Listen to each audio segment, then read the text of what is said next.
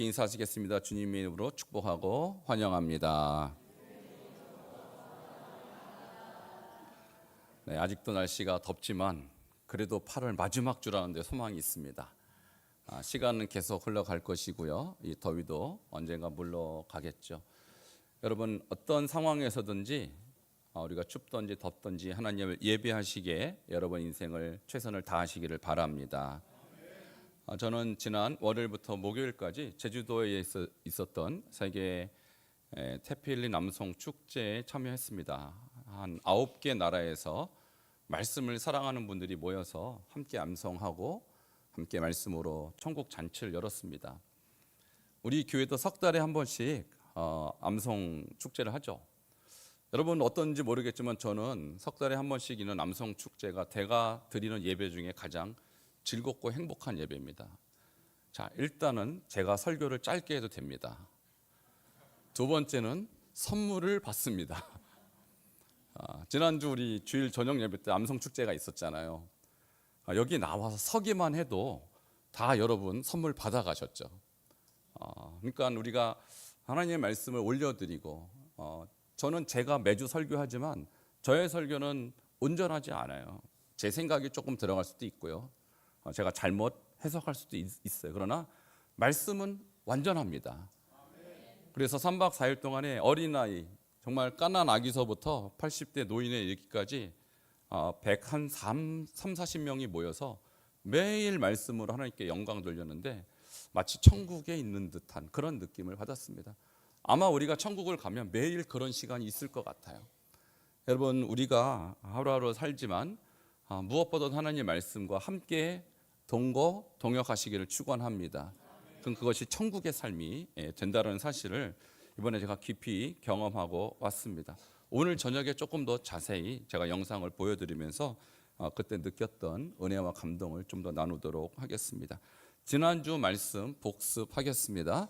마태복음 5장 20절 말씀, 예수님께서 무엇이 참된 의인지에 대해서 말씀드렸어요. 같이 마태복음 5장 20절 내가 너희에게 시작 내가 너희에게 이르노니 너희 의가 서기관과 바리새인보다 더 낫지 못하면 결코 천국에 들어가지 못하리라. 아멘. 지금 산상수훈 말씀을 계속 시리즈로 말씀드렸습니다. 8복 말씀드렸고요. 마태복음 5장 16절 소금과 비유에 대해서 말씀드렸고, 지난주는 우리가 누구보다 나아야 된다는 거예요. 서기관과 바리새인. 바리새인들은 율법학자예요. 성경 박사들입니다. 게다가 서기관은 그 중에서도 최고의 지도자니까 신학교 총장, 학장 그런 사람들이에요. 그런 사람보다 나아야 된대요. 겁나는 거죠. 어떻게 신학교의 교수들, 그들의 최고의 리더들보다 우리가 나을 수가 있을까요? 그들이 나은 점은 뭐냐면 남들이 볼 때 율법을 열심히 지켰다라는 것입니다. 그러나 주님이 세운 기준은 밖으로 볼 때 번드르 멋진 모습이 아니라는 거예요. 우리의 중심을 보십니다. 하나님은 여러분 내면을 꿰뚫어 보십니다.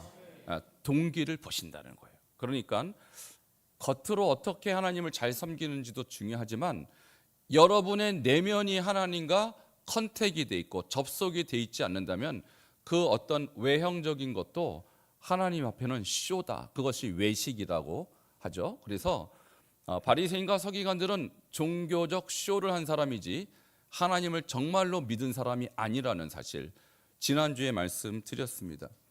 오늘은 대상이 바리새인과 서기관이 아니라 제자들에게 집중합니다. 제자들에게 뭐라고 말씀하시는가 하면 오늘 저기 제목이 뭐라고 나와 있죠? 함께 읽겠습니다. 시작. 믿음이 작은 자들아 라고 말씀했다라는 거예요. 저는 처음에 이것이 이해가 되지 않았어요. 왜 그러냐면 예수님의 제자들을 한 사람 한 사람 이렇게 여러분 한번 보세요.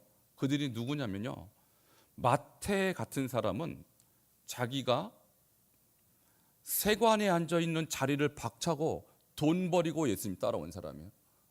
여러분 돈이 그렇게 우리에게 미치는 영향이 작지 않잖아요. 근데 예수님을 따르기 위해서 돈을 버려두고 따랐다. 엄청난 믿음이 있는 것입니다. 베드로와 야고보, 요한 이런 사람들은 예수님을 따르기 위해서 배와 그물을 버려두고 심지어 아버지까지 떠나서 아버지의 유산 포기하고 예수님 따라간 거예요. 그 정도면 믿음 좋은 겁니다. 그런데 예수님이 뭐라고 하십니까? 그 대단한 제자들에게 뭐라고 하세요? 믿음이 작은 자들아, 이렇게 얘기한다라는 거예요.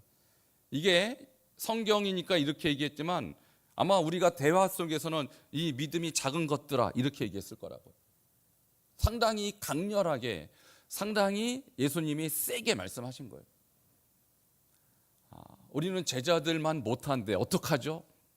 이 말씀을 한번 우리가 복기해 보면서 제자들보다 못한 우리가 그럼 어떻게 예수님 앞에서 우리의 믿음을 인정받을 수 있을까? 그 부분을 오늘 함께 깊이 생각해 보고자 합니다. 자, 먼저 믿음이 뭘까? 그러면 믿음. 여러분 믿음 있으십니까?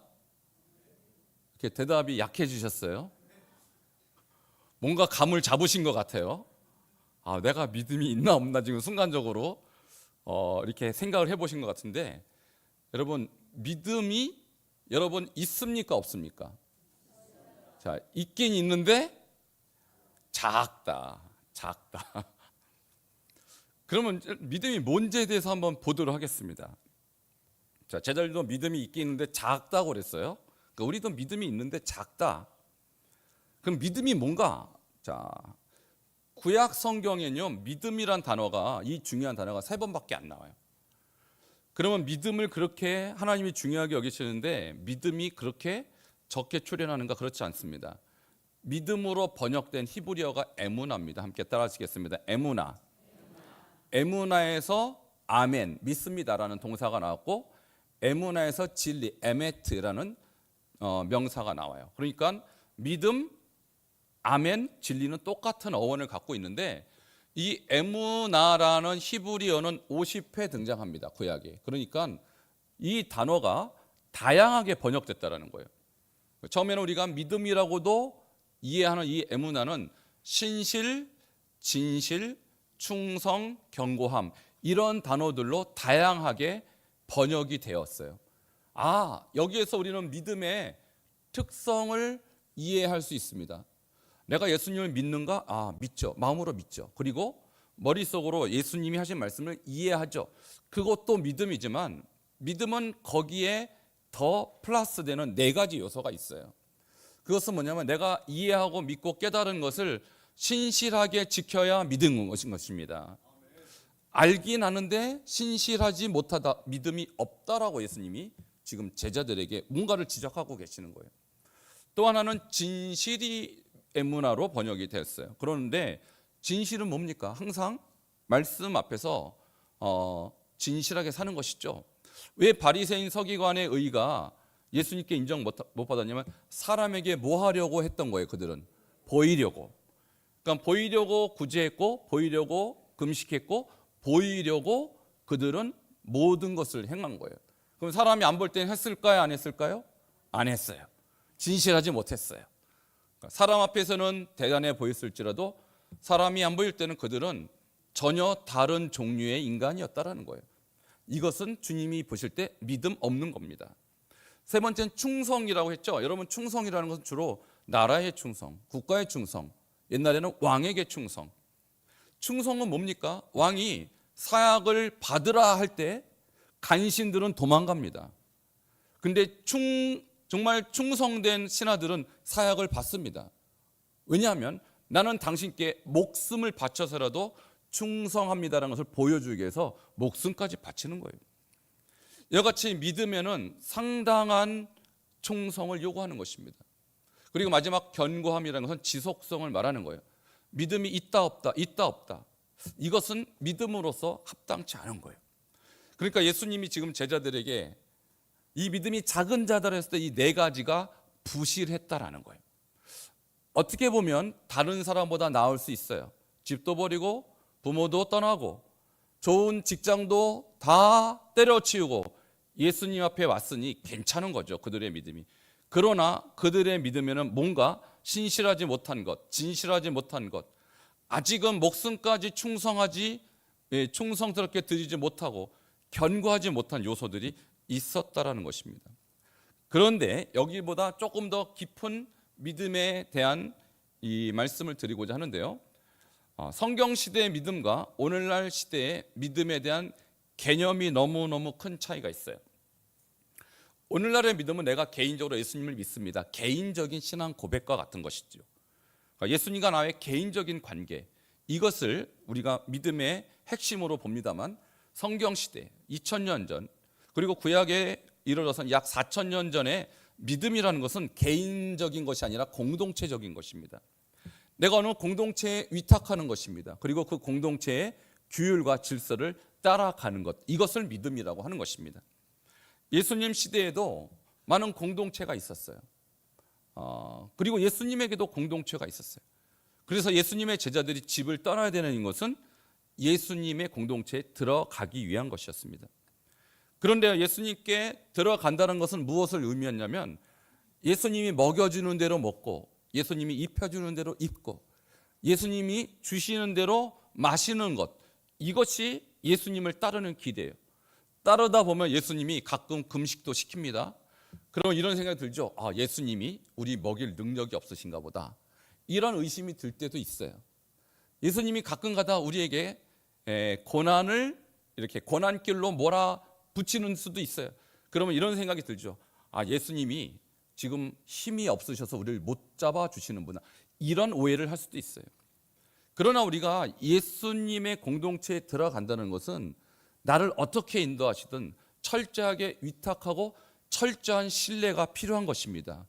그러니까 지속성이 필요한 것이고 충성이 필요한 것이고 신실함이 필요한 것이고 진실함이 필요한 거예요. 주님이 우리를 인도하시는 것은 항상 완전합니다. 하나님은 우리를 인도하시는 완전하신 분이십니다. 그러나 완전하지만 우리가 볼 때 좀 어려울 때도 있을 것입니다. 우리가 볼 때 내 마음에 안 들 때도 있을 것입니다. 그럼에도 불구하고 신실해야 하는 것입니다. 그것을 믿음이라고 하는 거예요. 그러니까 이제 개인적 차원에서 공동체 차원으로 들어간다면 믿음이 조금 더 깊어집니다.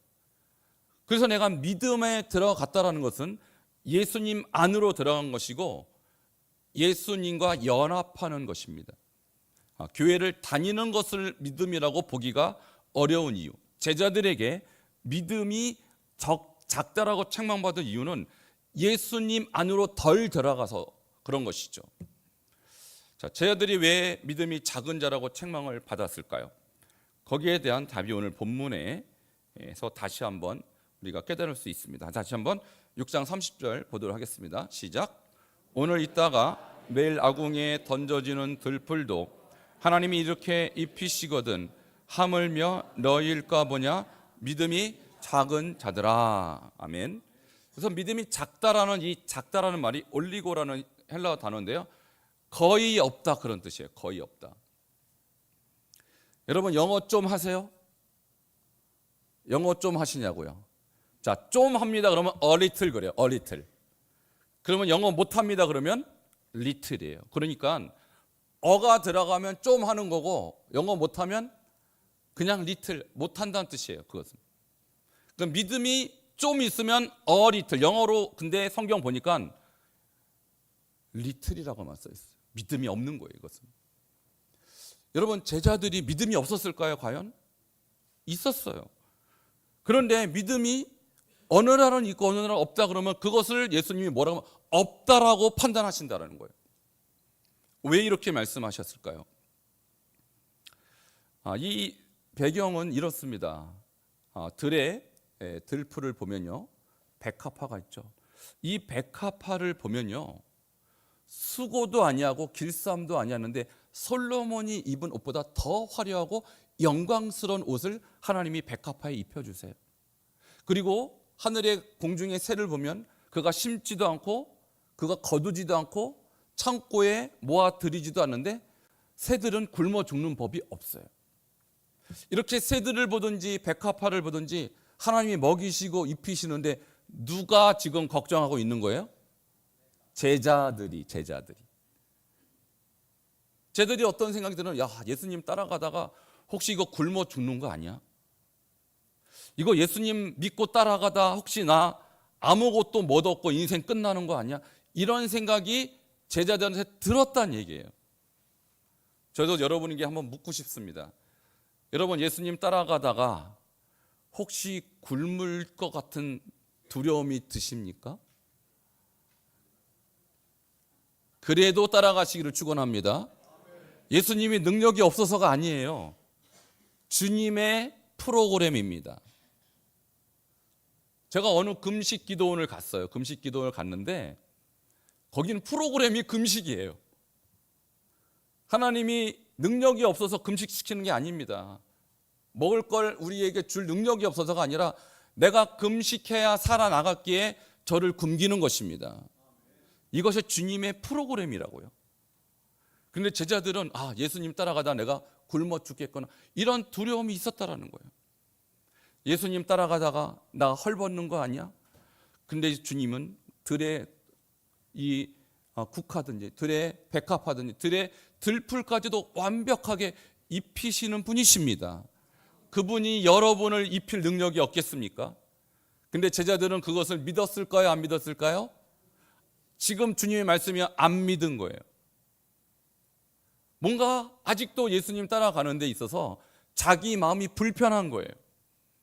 이렇게 따라가다가 내가 지금 원래 얻고자 하는 것, 명예, 물질, 건강, 이거 하나도 못 얻을 것 같은 두려움이 확 몰려오니까 예수님이 그거 딱 지적하는 것입니다. 너희는 아직 내 안으로 안 들어왔어. 너희는 지금 내 속으로 쑥 들어와야 되는데 아직 나와 거리를 두고 있어. 내가 얼마나 능력이 있는지 너는 지금 재고 있는 거야 라고 제자들을 책망하시는 것입니다. 그리고 그것을 보고 믿음이 작다. 그러니까 믿음이 전혀 없다고 볼 수는 없지만 아직 예수 안으로 깊이 확실히 들어오지 않은 것은 믿음이 없다라는 거예요. 제가 다시 한번 여러분에게 묻겠습니다. 여러분 믿음이 있습니까? 없습니까? 애매한 대답을 하고 계십니다. 저는 제가 목사지만 솔직히 말할게요. 저도 믿음이 별로 없습니다. 만약에 하나님이 건강으로 저를 치신다면, 물질이 있는 걸 다 빼가신다면, 제가 원래 생각했던 저의 목회가 성취되지 않는다면 저는 하나님을, 예수님을 어떻게 생각할까? 아직 거기까지 경험 안 해봐서 모르겠어요. 근데 솔직히 자신 없어요, 제가. 그래도 주님 앞에 감사한다? 뭐 이상적인 얘기긴 하겠지만 자신 없습니다. 그러니까 여러분이 보통 이렇게 생각해요. 성도님들이 일종의 착각이고 오해인데 자기가 믿음 좋다고 생각해요. 옆에 분 한번 쳐다보세요. 저분보다 믿음 좋습니다. 여러분 믿음이. 옆에 있는 분보다 믿음 좋아요. 그러나 주님의 기준은 옆에 있는 사람이 아니에요. 근데 우리는 자꾸 옆에 있는 사람을 기준으로 저 사람보단 낫지라고 생각하는데 철저한 착각이고 오해입니다. 주님의 믿음의 기준은 예수님입니다. 예수님 안으로 들어와야 믿음이 있는 거라고요. 저도요, 솔직히 제가 목사고 지금 여러분 앞에 매일 설교하는 사람이지만 제 믿음을 제가 스스로 의심합니다. 과연 태풍이 불어오고 환란이 저를 덮치고 제 건강 뺏어가고 제가 있는 거 하나도 남겨지지 않을 때, 욥과 같은 상황이 됐을 때 나는 과연 어떤 반응을 보일까? 자신 없어요, 제가.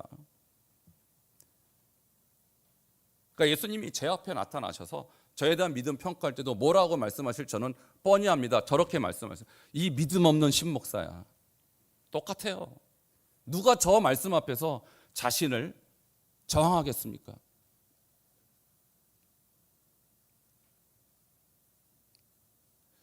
여러분, 믿음은 우리의 것이 아닙니다. 믿음은 하나님이 주시는 것입니다.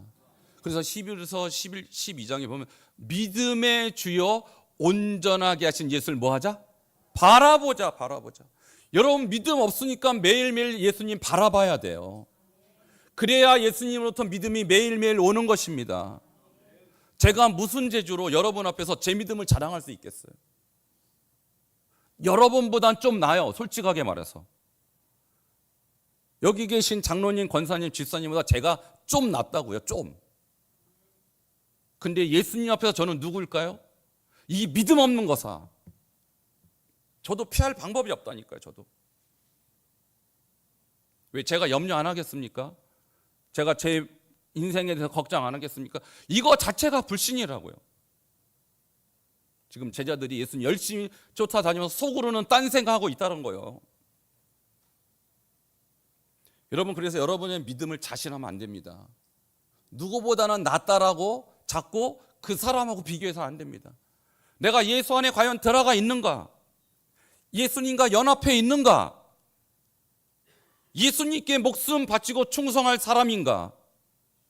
욥처럼 모든 거 다 잃어버려도 그래도 주님 앞에 충성을 신실을 지킬 수 있는가? 그 단계까지 가기 전에는 여러분 믿음을 자신해서는 안 돼요.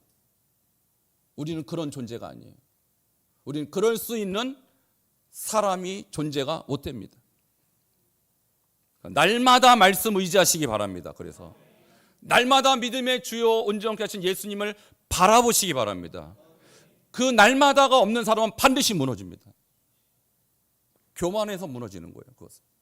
우리가 천국 가는 그날까지 내 믿음이 온전하다 자신할 수 있는 사람이 누가 있겠어요? 자신하지 마세요. 저도 마찬가지고 여러분 마찬가지입니다. 여러분이 자꾸 누구랑 비교해서는 안 되는 것입니다. 제자들이요, 예수님을 철석같이 믿은 줄 알았더니 그들이 바람 좀 부니까 예수님을 전혀 믿지 않아요. 마태복음 8장 26절 같이 읽겠습니다. 시작. 예수께서 이르시되 어찌하여 무서워하느냐 믿음이 작은 자들아 하시고 곧 일어나사 바람과 바다를 꾸짖으시니 아주 잔잔하게 되거늘. 아멘. 여러분, 이 장면 아시죠? 예수님과 제자들이 같이 배들 타고 이렇게 갈릴리를 건너갑니다. 근데 바람이 불죠. 갈릴리 바다는 바람이 굉장히 세게 붑니다. 근데 이때 제자들이 예수님과 함께 있었어요. 근데 예수님은 주무시고 계셨습니다. 근데 제자들이 주여 우리가 죽겠나이다 이러고 말했어요. 자, 예수님을 지금 믿는 거예요, 안 믿는 거예요? 예수님이 어디 계시다고요? 배 안에 같이 계시다고요. 지금 예수님을 믿는다면 우리가 죽겠나이다 이 소리가 왜 나옵니까? 그분이 하나님이시고 그분이 전능자라면 이분하고 함께 있으면 뭐가 걱정이에요? 근데 우리가 죽겠나이다. 여러분, 그래서 죽겠다 소리 하면 안 됩니다. 여러분, 더워서 살겠네. 할렐루야. 요즘 하도 더우니까 더워 죽겠다는 말이 그냥 저절로 나와버려요. 여러분, 더워서 사시기 바랍니다. 힘들어 살겠네. 여러분, 자꾸 죽겠다 그러면 죽는 거예요. 그러나 주님은 우리를 살리시는 분이십니다. 주님이 옆에 계시다고요. 근데 예수님이 딱 깨보니까 아니 바람 좀 불었다고 나 죽겠네 나 살겠네 이러면 안 된다고요. 예수님이 이들을 꾸짖습니다. 뭐라고 꾸짖습니까? 이 믿음이 작은 것들아. 성경이니까 고상하게 쓴 거예요. 이 믿음 없는 것들아 정신 차려. 내가 옆에 있는데 뭔 걱정이야.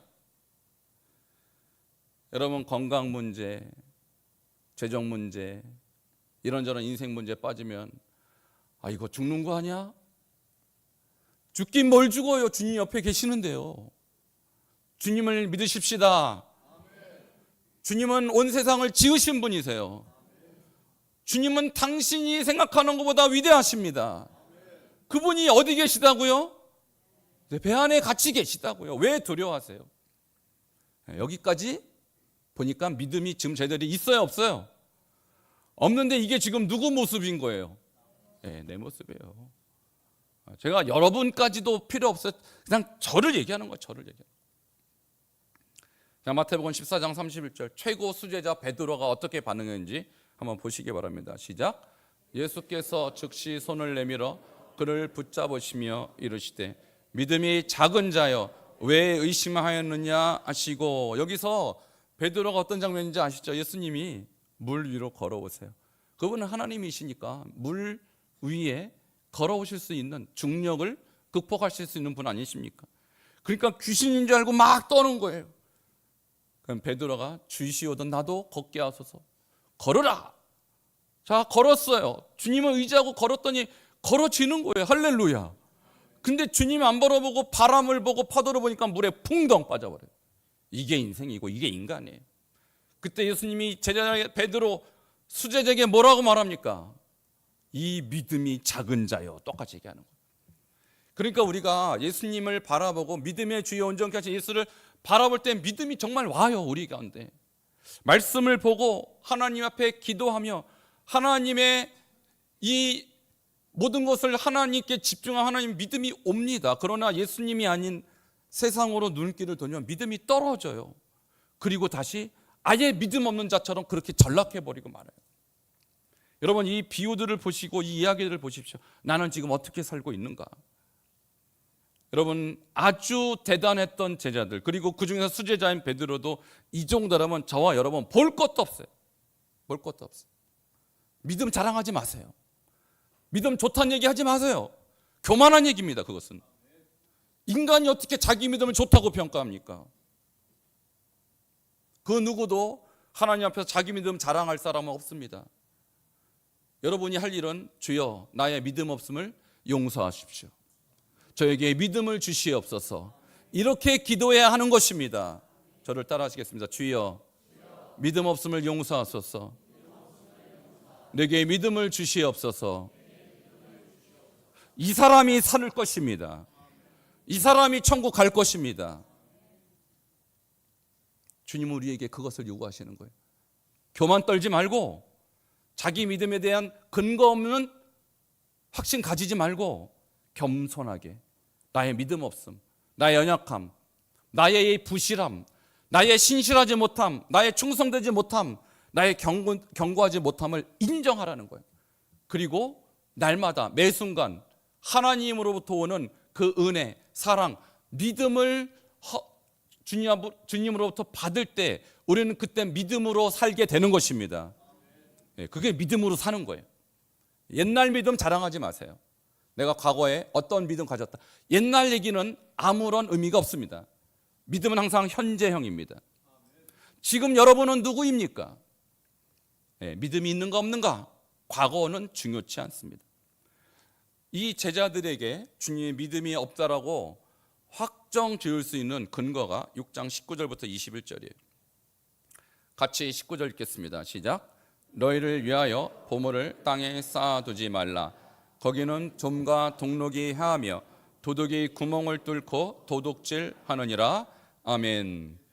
제자들은요 예수님 쫓아다니면서 사실 이런 마음을 품었다라는 거예요. 내가 예수를 잘 따라다니면 예수가 나중에 이스라엘의 왕이 되겠지? 그때 내가 한 자리 크게 해먹어야지. 이런 생각으로 따라다녔다는 거예요. 그러니까 보물을 어디에 쌓아둔 거예요? 땅에. 여기서 보물이란 것은 자기만을 위하여 물질에 대한 탐욕을 부리는 거예요. 나중에 보세요. 예수님 십자가 지러 가는데 예수님의 오른편 왼편 자리를 서로 노리고 다투고 싸우는 것이 제자들의 모습이에요. 그러니까 이들은요 영적인 가치 때문에 예수님 쫓아다니는 것이 아니라 한 자리에 해먹으려고. 왜? 예수가 대단해 보이니까.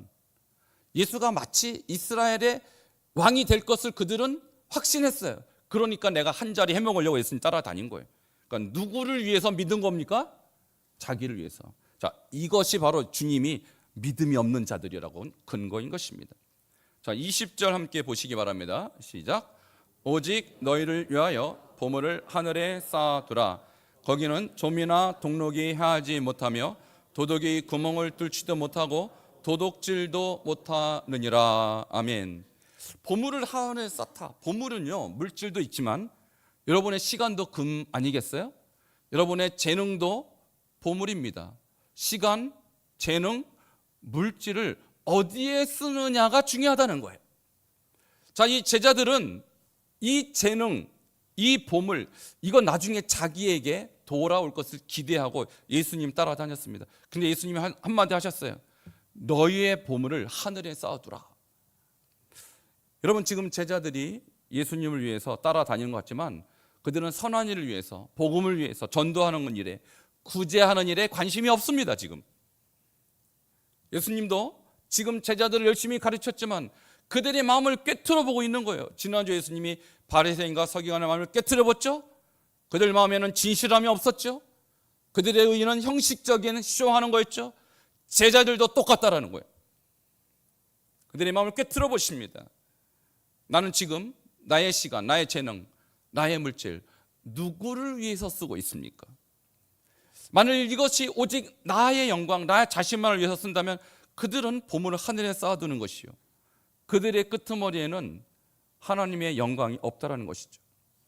21절 함께 보도록 하겠습니다. 시작. 내 보물이 있는 곳에는 내 마음도 있느니라. 아멘.